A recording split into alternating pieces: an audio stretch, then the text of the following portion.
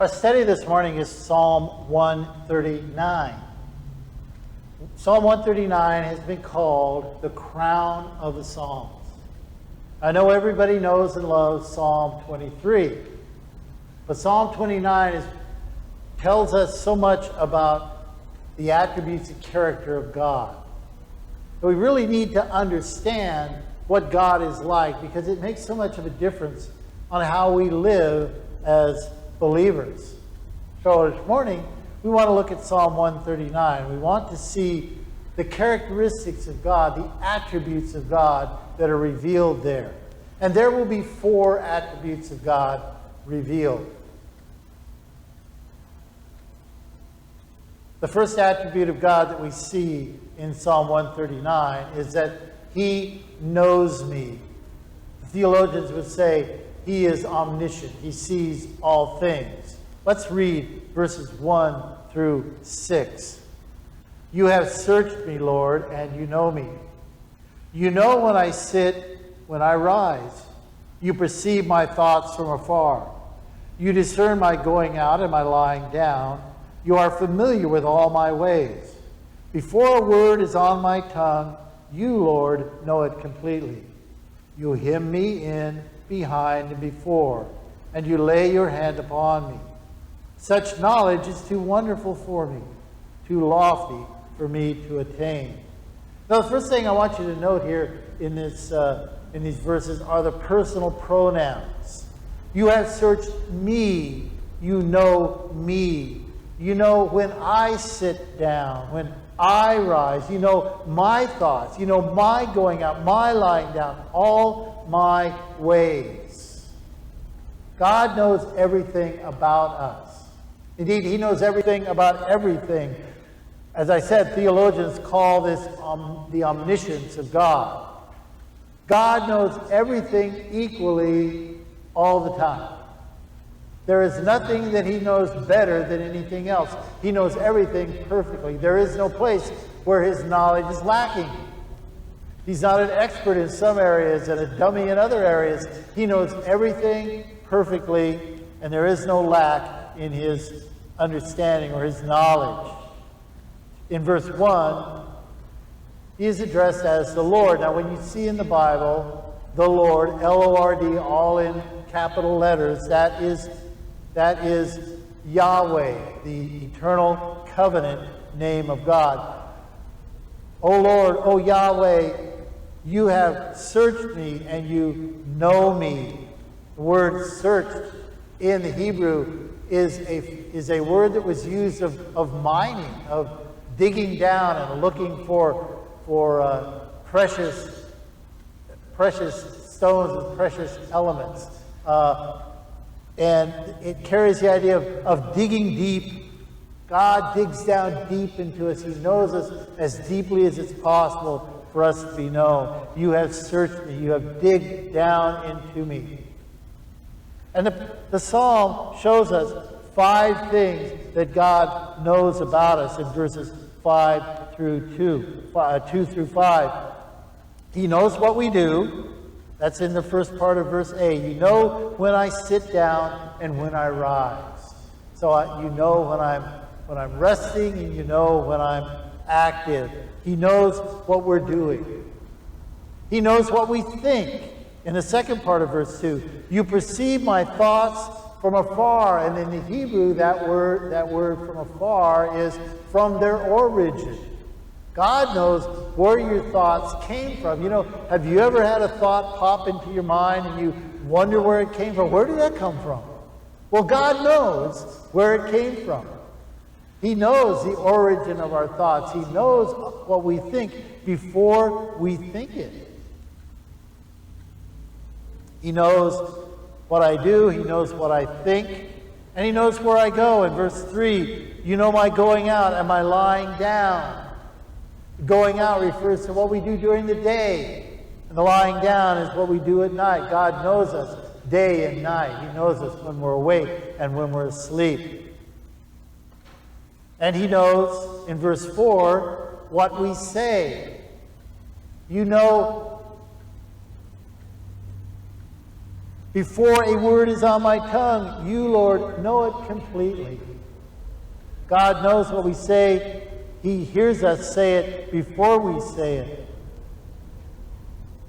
And in verse 5, we see that he knows it. He knows what I need.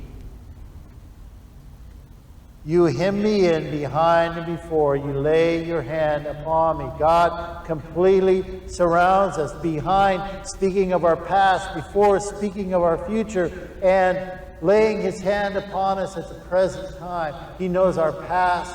He knows our future. He knows our present. He knows our needs. He completely surrounds us. There is no escape from him.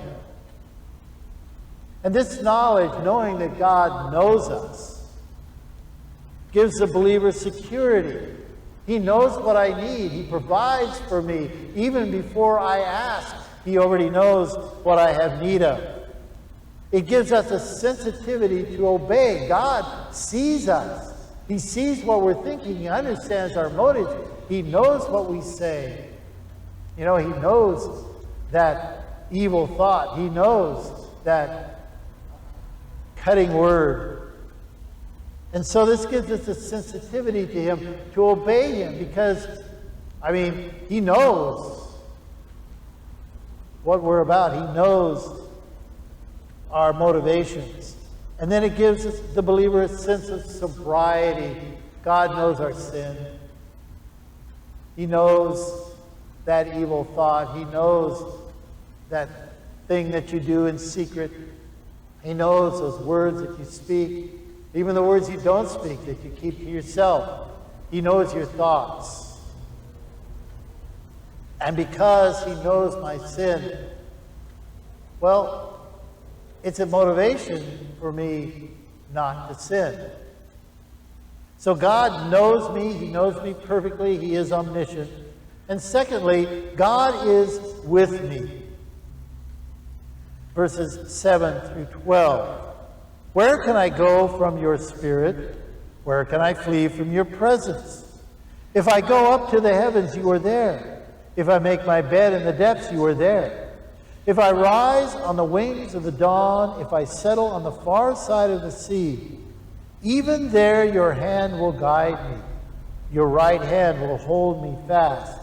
If I say, surely the darkness will hide me and the light become night around me, even the darkness will not be dark to you. The night will shine like the day. The darkness is as light to you. So the psalmist begins here by asking two rhetorical questions. These are questions to which he already knows the answer. Where can I go from your spirit, and where can I flee from your presence? He already knows the answer is there's no place he can go from God's spirit. There's no place he can flee from God's presence, because God is omnipresent. He is everywhere. All of God is present everywhere, all the time. There is no place where God is not present. There is no place you can flee from the presence of God. You can't run from God because God is everywhere. Now, people have tried. For example, Jonah. You know, God wanted him to go and preach to the Ninevites. He didn't like the Ninevites, and so he didn't want to preach to them. And so he gets on a boat and he heads the other way. And what happens? God sends first a storm and then a great fish. And Jonah is thrown overboard and is swallowed by the great fish. And even in the belly of the fish, Jonah experiences the presence of God. Moses tried to run from God. He ran off to Midian. He became a sheep herder. And he thought God couldn't find him. And one day he's herding his sheep and a bush is on fire. And the voice of God speaks from the bush. You cannot hide from God. You cannot run from God. There is nowhere you can go that God does not see you. There is nowhere you can go that God is not present. In this psalm, we see that God is present in space. If I go up to the heavens, you are there. If I make my bed in the depths, you are there no matter where I go, as high as I go, as deep as I go into the earth, you are there. If you get in a spaceship and you travel to Mars, God's there. If you did like Star Trek and got in a warp drive and traveled to some distant galaxy, God would be there. God is everywhere present equally all the time. He also says that God is present no matter how fast I go. Verses 9 through 10, he says, if I rise on the wings of the dawn. His idea here is, you watch the sunrise and the light shines out. He says, even if I travel that fast, if I travel at the speed of light, I can't run from you. If I settle on the far side of the sea, I can't run from you. If I go so fast that I can go to the far side of the sea in the blink of an eye, you are still there. I can't run from you. You will always find me, because when I get there, you're already there. And God is present no matter how dark it gets. Verses 11 and 12. If I say, surely the darkness will hide me and the light become night around me, even the darkness will not be dark to you. The night will shine like the day, for darkness is as light to you. If I hide in the darkness, God still sees me. Darkness does not hide me. In spite of the darkness in my life, in spite of the darkness around me, God still is present and God still sees me. Your life cannot become dark enough. Your surroundings, your circumstances cannot become dark enough that God cannot see you and God is not there. Now, the fact that God is present everywhere always is a warning to unbelievers, but it's a comfort to believers. Jeremiah 23, verses 23 and 24, the prophet writes, am I only a God nearby, declares the Lord, and not a God far away? Who can hide in secret places so that I cannot see them, declares the Lord? Do I not fill heavens and earth, declares the Lord? So God knows me, He is with me, and God made me. The theologians would use the word omnipotence. God is all-powerful. Nothing is outside the ability of God. The scriptures say nothing is impossible with God. God is the author of life, and He is personally concerned with conception, formation, and life of every human being. Let's read the passage beginning of verse 13 and down to verse 18. For you created my inmost being. You knit me together in my mother's womb. I praise you because I am fearfully and wonderfully made. Your works are wonderful. I know that full well. My frame was not hidden from you when I was made in the secret place, when I was woven together in the depths of the earth. Your eyes saw my unformed body. All the days ordained for me were written in your book before one of them came to be. How precious are your thoughts, O God. How vast is the sum of them. Were I to count them, they would outnumber the grains of sand. When I awake, I am still with you. God is the author of life. We see here He is personally concerned with the conception, the formation of every human being. This really goes to the question that the controversy today about abortion. When does life begin? Well, here's what the psalmist says in verse 13. You created my inmost being. You knit me together in my mother's womb. Life begins in the womb. He says, I'm fearfully and wonderfully made. In verse 15, he says, you saw my frame was not hidden from you. Speaking of his bones, his skeleton, his frame. You saw me when I was knit together, when I was made in the secret place, when I was woven together in the depths of the earth. The depths of the earth there is symbolic of the womb. This is Hebrew poetry.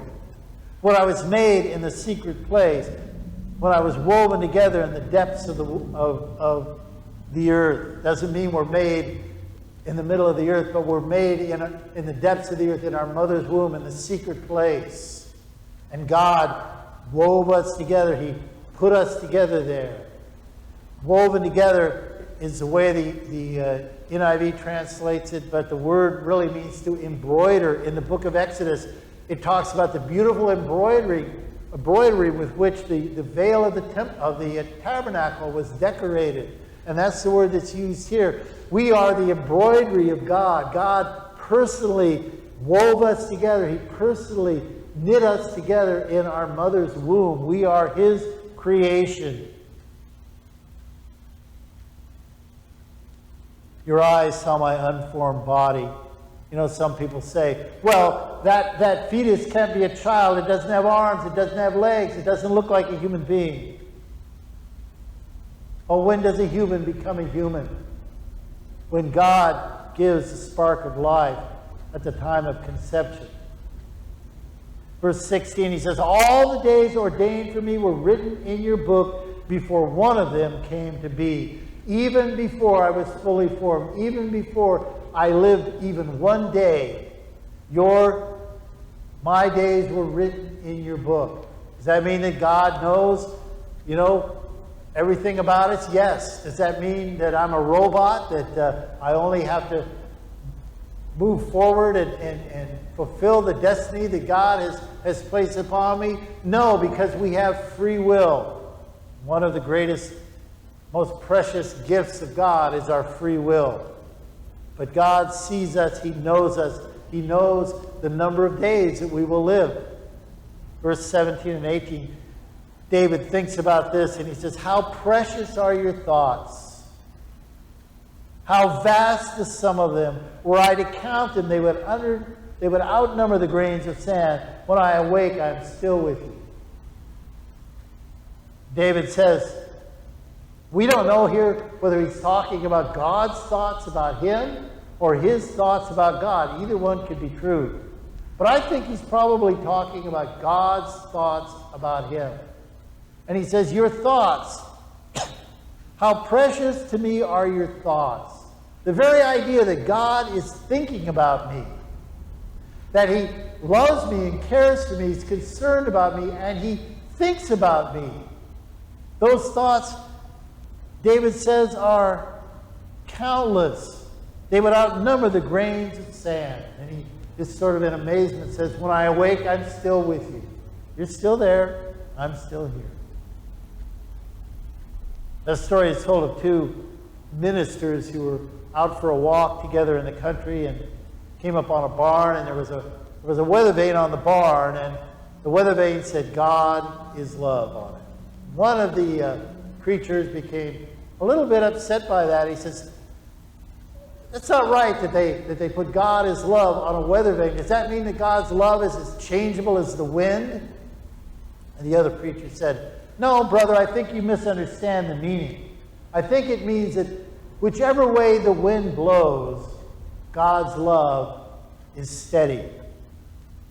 God's love never changes. He cares for us. His thoughts toward us are always for our good and our good only. So God knows me. God is with me. God made me. And God searches me. Verses 19 through 24. Let's read it. If only you, God, would slay the wicked. Away from me, you who are bloodthirsty. They speak of you with evil intent. Your adversaries misuse your name. Do I not hate those who hate you, Lord, and abhor those who are in rebellion against you? I have nothing but hatred for them. I count them my enemies. Search me, God, and know my heart. Test me and know my anxious thoughts. See if there is any offensive way in me, and lead me in the way everlasting. God searches me. There is no omni word for this, but God is holy. He is completely holy and righteous. Now, some people look at verses 19 through 22 and they say, that's out of character with this psalm. It must have come from somewhere else and someone put it in there, because it really doesn't seem to jive with the thoughts of the psalm very well. But I disagree. I think this is right in character with the psalm. The psalm is talking about the attributes, the character of God. And one of the character of God is that he is holy. He can only act righteously. And because he can only act righteously, he punishes sin and unrighteousness. He judges sin. He judges unrighteousness in the life of believers and in the life of unbelievers. And so he will judge our sin. He searches us.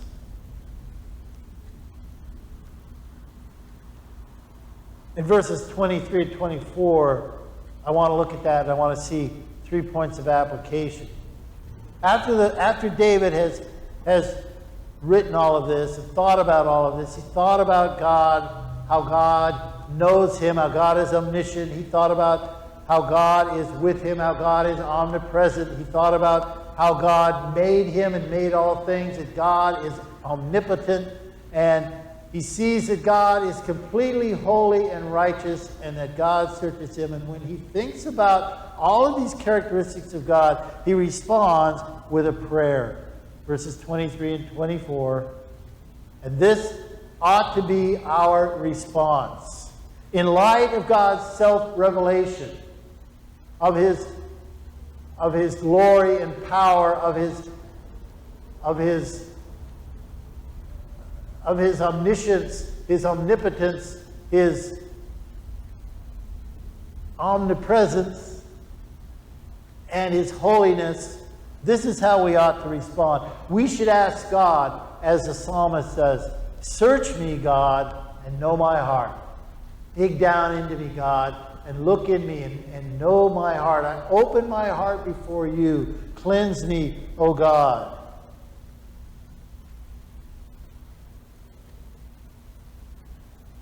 Secondly, he says, "Test me and know my anxious thoughts. See if there be any offensive way in me. Test me, Lord. Put me to the test. Know my thoughts, my anxious thoughts." And surely God looks to see if there is anything offensive in us. But notice, my anxious thoughts.